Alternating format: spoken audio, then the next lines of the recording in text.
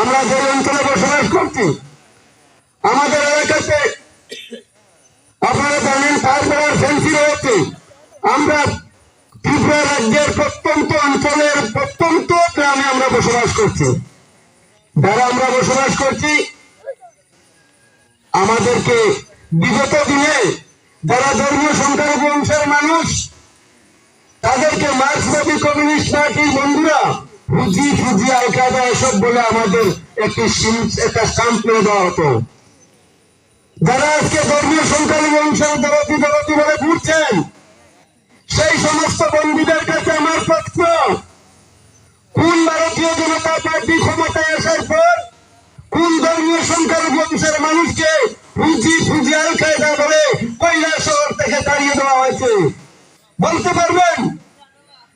বলতে পারবেন না বন্ধুগণ। আমার মনে অনেক কিছু বলার আছে, অনেক বলার আছে।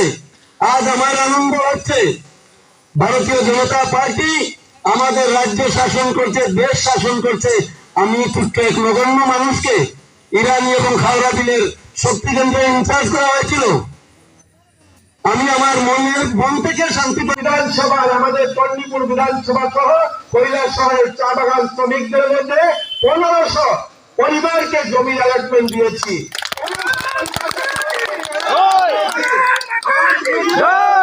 বিরোধী নেতাবু দীর্ঘ রাজনীতির জীবনে নিজের জন্য বিশাল সম্পদ খাড়া করেছেন, ওই গরিব মানুষের জন্য নয়। ওনারা রাজনীতি করতেন নিজেদের স্বার্থে, নিজের ক্ষমতার জন্য। এবারও নিজের চেয়ারটা বাঁচানোর জন্য ওই সিপিএম এর হাত ধরেছেন। ওই হাজার হাজার যুবক যারা ওনার নাম করে ওনাকে অনুপ্রাণিত হয়ে যাদের রক্ত দিয়ে ওই রাজপথ লাগিয়েছে তাদের কথা একবারও ভাবেননি। ওই মানুষগুলো, ওই মায়ের যে চোখের জল, যে যেদিন তারা মার খেয়েছিল, যেদিন মাথা ফাটিয়েছিল ওই সিপিএম এর গুন্ডাদের হাতে, তারা কি ভাববে সেটা একবার ভাবেননি। এটা ভেবেছেন যেন তেন প্রকারেণ আমার আসনটা বাঁচানো চাই, আমার চেয়ারটা বাঁচানো চাই, আমি যতদিন বেঁচে থাকবো এমএলএ হিসাবে বেঁচে থাকতে চাই। মানুষের কি হবে? ওই গরিব মানুষ কি ভাববে? ওই গরিব মানুষের যে কান্না, ওই গরিব মানুষের যে রক্ত, সেটা তিনি ভুলে গিয়েছেন শুধুমাত্র ওই আসনের চেয়ারটার আশায়।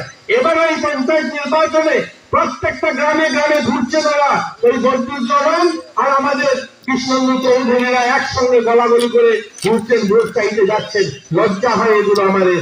আমরা দেখেছি এই রাজ্যের 25টা বছর কিভাবে মানুষের উপর অত্যাচার হয়েছে।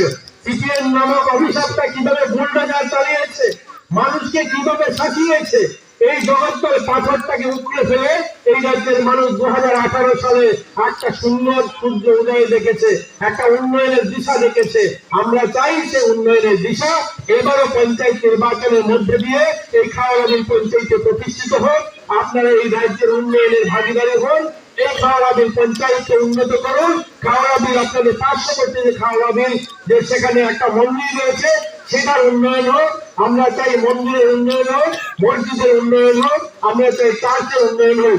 সবাইকে নিয়ে সবকা চাষ সবকা বিকাশ, সবার উন্নয়ন করতে আমরা চাই।